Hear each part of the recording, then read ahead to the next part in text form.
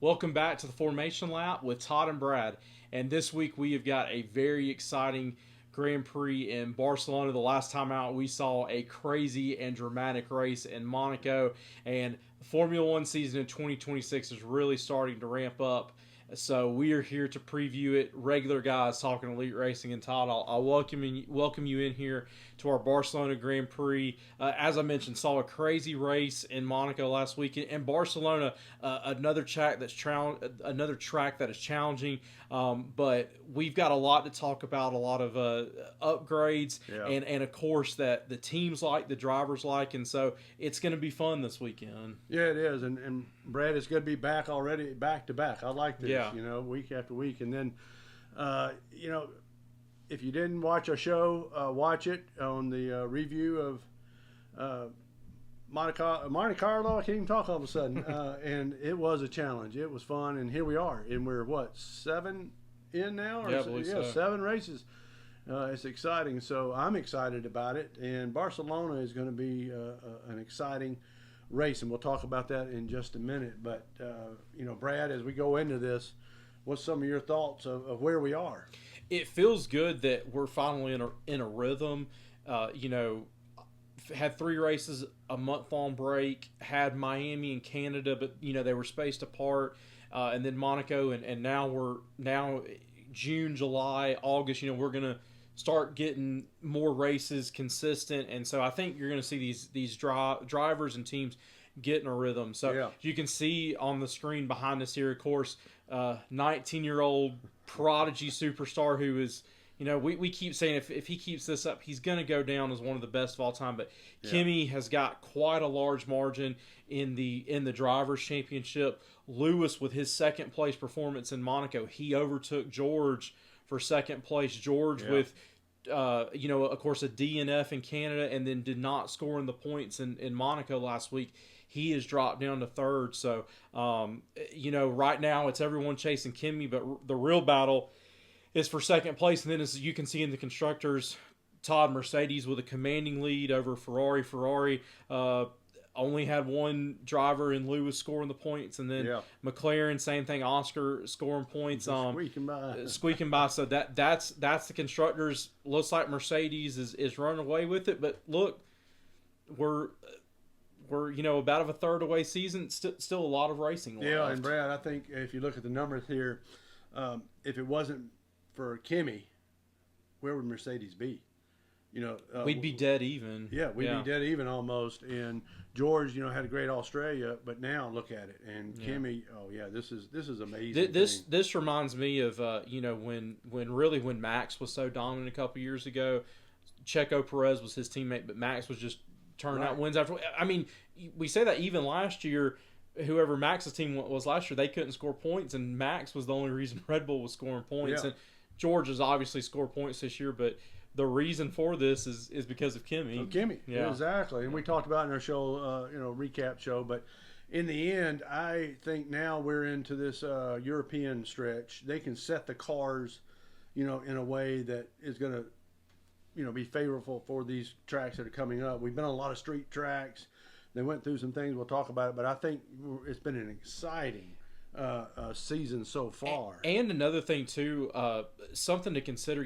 We had several sprint weekends where you get one practice, then you immediately go into sprint qualifying, sprint race qualifying, in the race. Everything is kind of sped up. We don't have a sprint race for a while, so I think it's it's going to give these guys just some chance to have a little bit more of a quote unquote normal weekend. And I think it's like folks, when we go travel somewhere, you're like, oh, I'm glad we got over that mountain. I'm glad we got over that stretch of road. I think that's where they are now, and many of them can drive to this track from Monaco. It's only a couple hour drive, so it's going to be exciting. So Brad, let's look at why Barcelona really matters. And if you don't know, the beginning of the year, before they ever started racing, they practiced at Barcelona and practiced and practiced and practiced. And these guys do more laps here than anywhere else. And some of them, this is the most laps they've ever had. And so as you look here, there's some things that everybody's excited because now they can set the cars for the European tracks.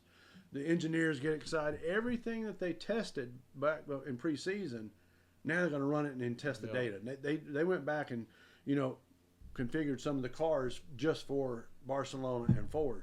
So, what do you think of why Barcelona really matters, the track and the race? Yeah, and what we're going to get into just a few minutes. We're going to, as we do every episode, we're going to show the course layout and everything. It matters. You hit the nail on the head. These guys put in so many laps preseason on this course. It's also, this has been one of the mainstays on the F1 calendar, so every driver is just familiar with this. Yeah. They do it on the simulator. They do it on, a lot of them play the F1 video game, so they do that. But you mentioned it, this is a track that, they can easily get to, so it's a place they can just say, hey, we're going to go and familiarize ourselves with it. Another thing, too, and I kind of mentioned this, another big reason why the upgrades matter here is, we had sprint weekends in Miami and Canada, and you saw the upgrades there, but, maybe didn't quite get a full effect. No. We didn't, didn't have as many high-speed corners, which this track brings there. And then, of course, Monaco, it doesn't matter what your upgrades are there. So you hit the nail on the head, though, Todd. Here, with the calendar now, it's boom. It's back to back to back, and obviously the courses are different and everything. But the teams have been focusing of this is going to be a good judge of where our car is at and what kind of the rest of the season, right? Because they were preseason. They went back. They said, all right, I know that when we get to Europe, I've got to have this upgrade or this upgrade, and that's what's happening here. And the engineers love it because this is a true test. Yeah. Speed, curves, up, down. And so the engineers love it, and then the drivers love it because it's just flat out. There's only a couple places they put real hard brake, and we'll talk about that in a minute. And then, what it also does is it will expose people's weaknesses. Absolutely. And, you and I even drove in one of the simulator things, and it was tough. It's a challenge. And then the rest of the season really comes from here. Mm-hmm. If you're really well and get this going, then you can get that momentum. Absolutely. We've gone through traveling and things, but that's one reason why Barcelona matters in that. And so, just hearing the drivers talk about, and we mentioned this, there's a lot of familiarity here. Yeah. They enjoy this track, and I really, it's going to be interesting to see, is this where, Kimi really starts to just really pull away from everyone, and is the drivers' championship going to kind of start to be wrapped up early, or is they're going to come back exactly? Is Lewis, is Charles, is George, or are they going to start to get into? It's going to be interesting. Let's go to the track preview a little bit here, Todd, and you mentioned it. It's an interesting course. It's definitely technical, but something that didn't see in Canada. Didn't see in Monaco, even Miami. These are high-speed corners here, so they can push, they can go flat out. You can see on the map behind us, there's a couple places where they've really, really got to go hard on the brakes. But Todd, another thing is you've got to be calculated in your passing here. You're gonna see passing. It's not as high as some other tracks, but you can see a very, very long straight. Todd, one of the things that excites me about this, and we see this when we get into this, European tracks in the summer, there's elevation changes, and that's always, it's fun to see those cars climb up, go down. Yeah. It's always fun to see that. Something else I was reading here, specifically with Barcelona, is this is a track that's been around for a while. The track can definitely chew up those tires, and it's going to be extremely hot this weekend. So tire temperatures, tire wear is going to be at a premium this weekend. Yeah, and Brad, a lot of the drivers call this their living room. And even some of them say we could drive blindfolded. Yeah. Well, a couple of the podcasts, they made them do it, and they kept wrecking. But their point was, it's so familiar, it's like the back of your hand. Right. If someone says, oh, I know the back of your hand. They're so familiar with the ups and downs, and they know they've got to do it. So this is going to be an exciting one, and you're right, we haven't seen the hills other than Monaco had, one big one. But this one has curves going up, and then it's going down, and then that long straightaway. It's going to be exciting. So, it was the Spanish Grand Prix. Right. this year they've moved it, the Spanish to Madrid. That's going to be the first time. And that's a brand new race. Brand new race, part city, part F1 type track, and so this has now become the Barcelona Grand Prix. Right, Todd. Another thing that I think is super exciting about this weekend is we're going to see a lot of Carlos Sainz and Fernando Alonso fans. They're native Spaniards. That's always fun to me when we get to see these guys go back to their home country because. Man, it's just the enthusiasm and support is just overwhelming, and so you talked about all of them know it. Those two guys really know this course. Know it. And I've always seen this track. It looks like a bullhorn. Yeah. I don't know if it was designed that way, but it's like, hey, come on, bring it on. So, Brad, let's go to see what really matters at Barcelona, right? And we touched on it a little bit, the tire management, because it's going to be hot. These curves, they don't have a lot of braking, and it's said about this course that is smooth wins.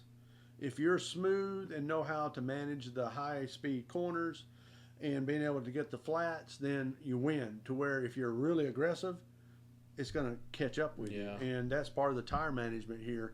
And then the start finish is a long runaway, and the start finish is kind of in the middle, not at the back. Right. So it gives you an opportunity to, at the end. So that's what I have seen that's going to matter is that experience of someone. Folks, just like if you're driving on, the roads and you're like, hey, I know this corner or I know this stretch of interstate or highway. I know what I can do. But if I push it, I know what it can do to me. Yeah. And that's, some things. Talk to us a little bit about the aerodynamics and the, the overtake. And it's good to have active aero back, of course. I thought it was a very smart decision not to have it in Monaco because that is a place that could see some really, really serious accidents. But it's good to have it back. I mean, no matter how you feel about the cars, and I think all of us F1 fans, we've got mixed feelings. There's some good with these cars, there's some bad. But Todd, this is a track with that active aero where the rear wing and the front wing are gonna open to give these guys reduced drag. Exactly. It's gonna be fun. It's gonna be interesting. These guys might have to kind of remember it a little bit just because they didn't have it for a week, but it's gonna be fun. You mentioned it. These high speed corners. That's where it's that's where you gotta try to.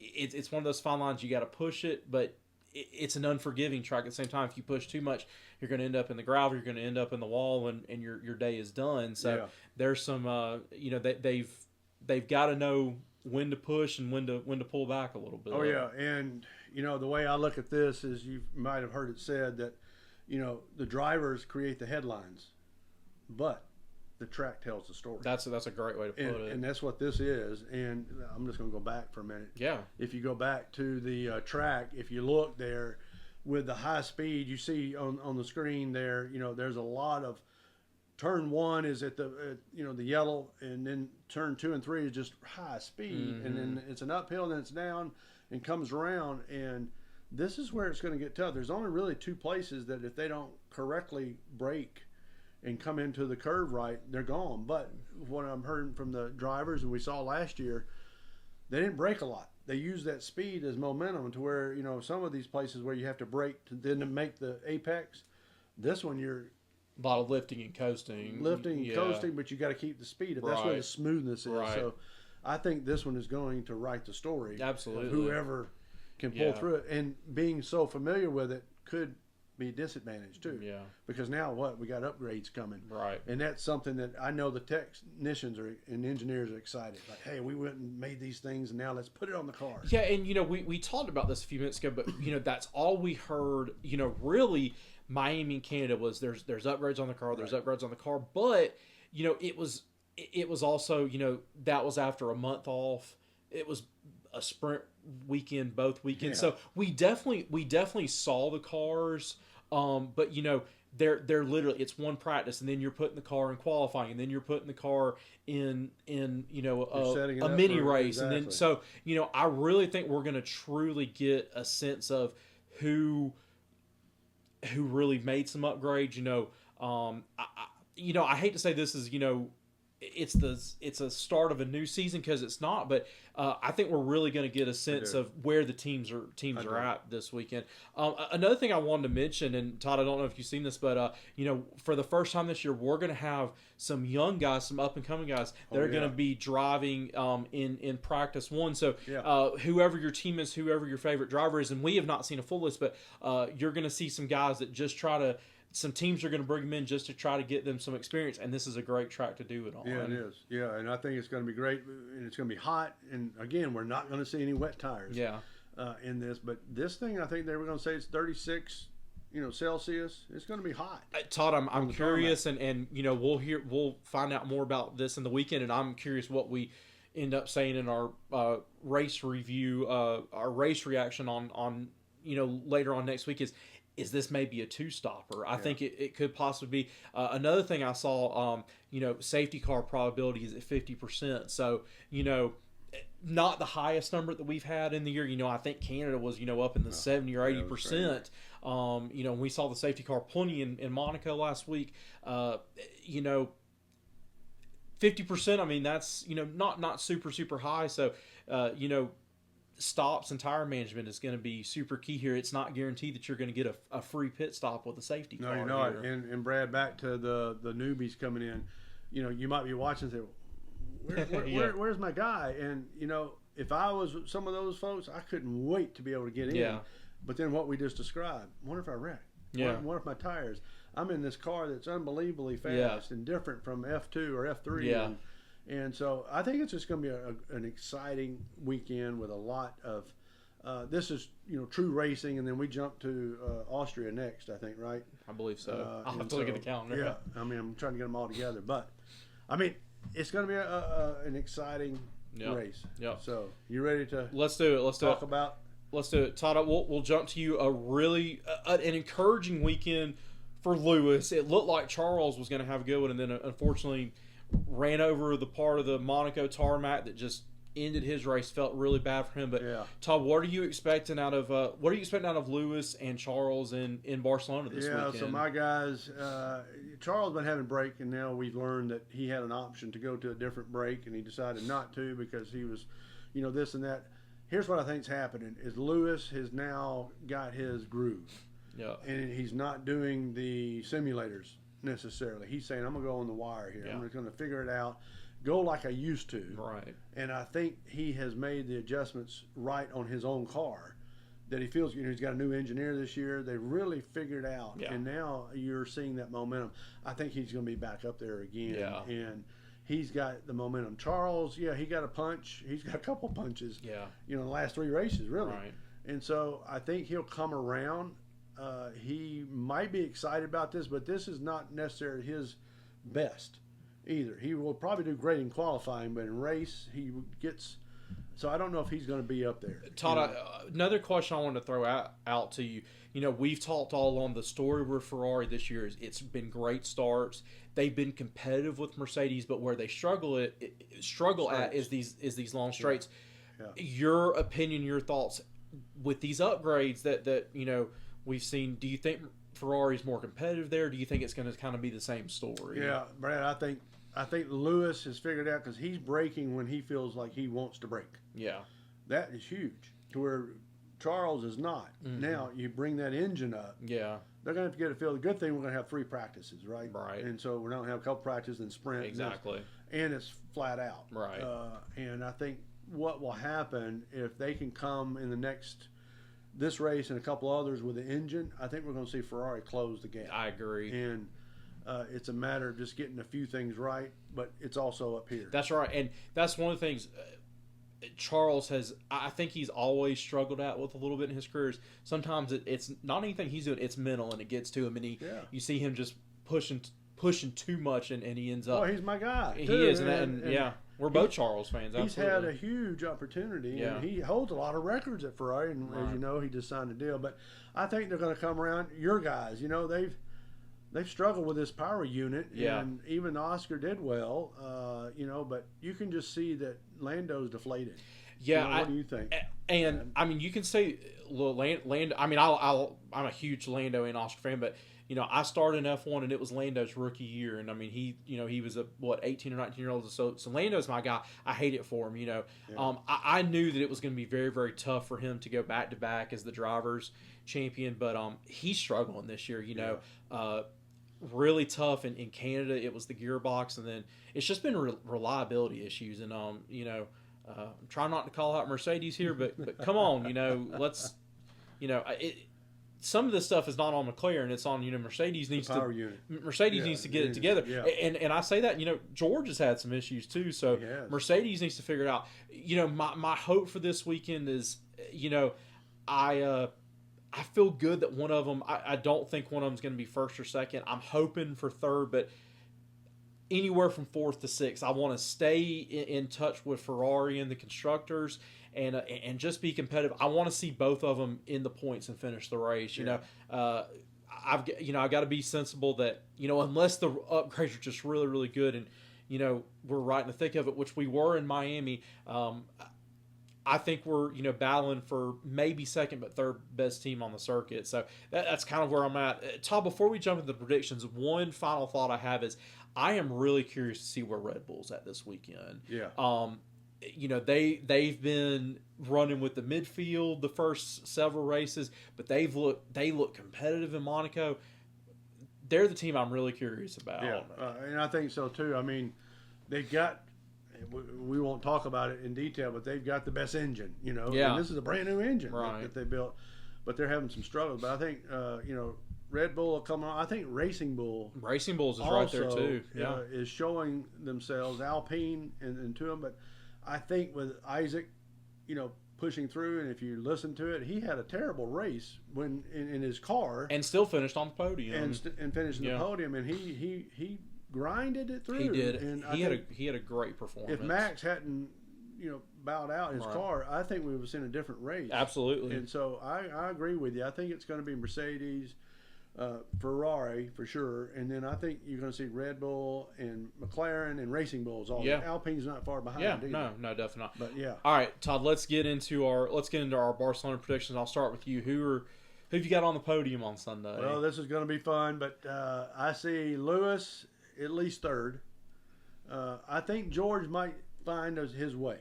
I do, because this is kind of the speed. If they can get his unit going, I think he'll be second. And I think Kimi is going to figure out how to pull it off again. No. And I know that's boring, folks, but Lewis is going to be there. He'll be challenged by Max. And if Oscar or Lando or one of the Racing Bulls figure it out, it's going to be good. But I'm going to say Lewis, George, Kimi. Okay. What about you, Brad? I'm going to start. Kimi's going to win the race, and this is, he's just going to continue to pile up that win streak.